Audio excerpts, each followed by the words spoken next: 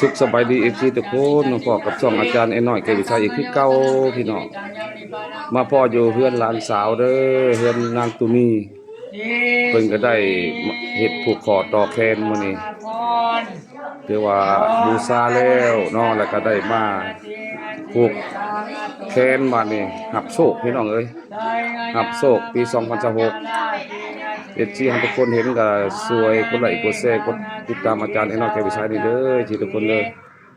กำลังสุดเขาเอาขวัญอยู่ตอนนี้พี่น้องเอ้ยตัวพี่น้องญาติพี่น้องภายในนาคำใต้เฮาก็มากหน้าในตาอยู่ได้มานี่ก็ดีบ่ได้ปะได้ไล่กันย้อนความหักความแพงกันพี่น้องเอ้ย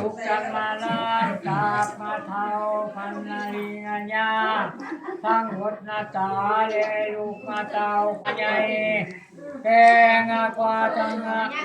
แกกว่าคนจังหลายกินจังหลายบางลำเลือดจังคือแก้วตามาหงจังลีดีมาคนใหญ่ใหญ่น้อยคอยมาจากสีงาวังขอให้อายุยืน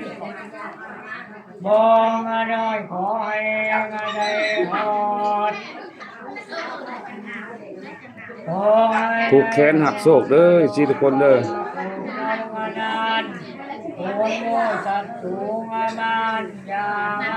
ที่เฮาทุกคนบ่ว่าที่อยู่ในประเทศนอกประเทศบ่ก็เห็นคลิปนี้ก็สวยกดไลค์กดแชร์กดติดตามอาจารย์ไอ้น้อยแก้วชัยเด้อสิทุกคนเด้อกำลังสุดข่าวเอาขวานตอนนี้พี่น้องเอ้ยคือว่ามี3ตอนได้พี่น้องเอ้ยมี3หวังเฮ็ดรอบเช้าถือว่าได้ไหว้พระรับศีลก็ได้มีรายการปอนบาตรเนาะปอนบาตรแล้วครับไหว้พระรับศีลแล้วก็ได้บูชาพี่น้องเอ้ยบูชาแล้วก็มาสุดเขาเอาควันเริ่มเข้าตอนที่3นี่แม่นสิได้ผูกแขนได้พี่น้องไอ้บัดนี้เป็นรายการตอนที่3นี่แม่นสิได้ผูกคอต่อแขนเนาะผูกคอต่อแขนนี่ก็ถือว่าแล้วถือว่าจบพี่น้องบัดนี้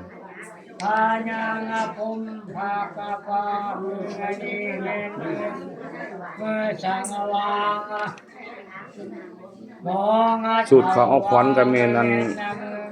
ครูบาเพิ่นเด้อเป็นผู้มาเฮ็ดให้ผูก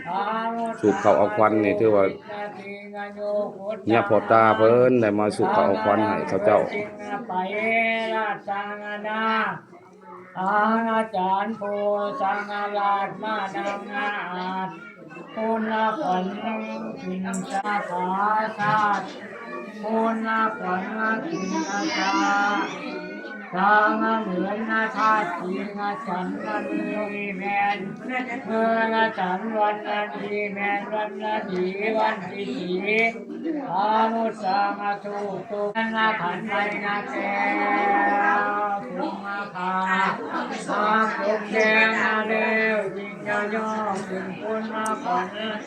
วันนี้แม่วันดีคอยยักมาตู้ขวัญแก้วมาสามมามือมาเอื้อมมามายิงมาย่อยทั้งเด็กกันน้อยแลทั้งเด็กน้อยแลปันนาปางทั้งเจ้ามางามแลเท่าแก่คอยนามเจ้ามาเมื่อหมุนนาเฮืองามเกิดนาฟ้าขึ้นพีคงมาเดียวมาเอื้อเพกเอามาถึงมาพังรังทำนาพรมเจ้าแก่มาดังลมฟังขวัญเจ้าอยู่จนนอนเกิดแต่เฮาตอนนี้โนภาขวัญขึ้นนาโมมาให้ได้ขอให้พาเป็นนาไทยจงมาปูมีน้ำหินมาโดยนาคูณโดยงานย่อขวัญเจ้ามายืดไปดับเชิญเอาไปมาตาฟ้าปูมาอยู่กันตาไปงานเหนือมาซอยงาพงขันนางคำ มาคำมาถือภูมาดูมาเข้าไปมาไตมาเจ้าคุณเจ้ามายอฐานนะเจ้าก็ชื่อคอยจับ ยับเขาอีกเจ้าห่างอยู่ไกลโพดยับเข้ามาอีกห่างมอรถยับเขาอีกเจ้าอยู่ไกลโพดห่างยับเข้ามาใกล้ๆอันพระควันพี่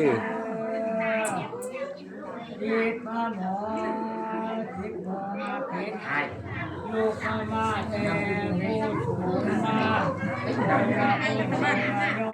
ผู้เก่ามาจอยมาคุณใจ กำลังสุดเขาเอาขวัญเด้อเสี่ยวออดเอ้ยเสี่ยวออดเห็นก็อย่าลืมเสี่ยวกดไลค์กดแชร์มาให้หน่อยเด้อเป็นกำลังใจอาจารย์แอนนอเกวิชัยบ่ได้มีเวียกไปบ่เสี่ยวออดมื้อนี้เนาะมื้อนี้หมอเสี่ยวอยู่พี่ได้มาที่แล้วอยู่เฮือนลานสาวเฮือนนางตุนีเพิ่นได้มาผูกแขนหักโซ่ปี2016พี่น้องเอ้ย ทางอาถาให้แห่งทางอาถาตั้งแต่เขาตั้งแต่เขาหมอมาเท่าหมอเจ้าเล่จิตตาใบนาพูนเป็นสีเอามาธรรมเจ้าแล้วนางตังแก้วออกมาลอสิสินะขอหักนาสินนาเทมีนาหยีเหมือนนาตาดึงนาฉีอยู่วับนาปามีนาคอยนาผามากนาหลายโง่นาควายเกิดนามากัดมาพอกจางนาตาแม่หูดังอามาแม่หูดังอามาด้วยนั่นแม่นาทาสังอาคีจิตมามาแก้วหัวนาเขาหัวนาขวัญพางอาจันทำมาพร้อมมายืขวัญเลยมาเด้อขวัญเอ้ย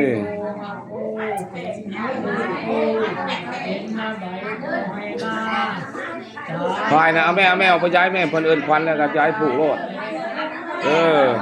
เอาย้ายไปนำมื้อนั้นแหละให้ด้วยไอ้น้องนำมื้อนั้นแหละพายนะผู้ผัวจริงใครเดี๋ยวมาอ่อนก็ให้มาสามีวันนี้ว่าไม่ดีผู้นี้ออกไปข้างนอกในสมัยผู้บ่ยืนออกข้างนอกเฮาเนี่ยผู้เราลงทางนั้น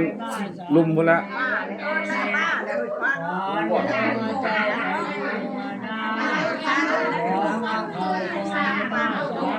คลิปนี้ก็น้องนี่ก็จบสำนี้เด้อทุกคนเด้อถ้าติดตามคลิปหน้าคลิปนี้ครับวันหน้าที่แล้วน้องอีกทีครับทุกคน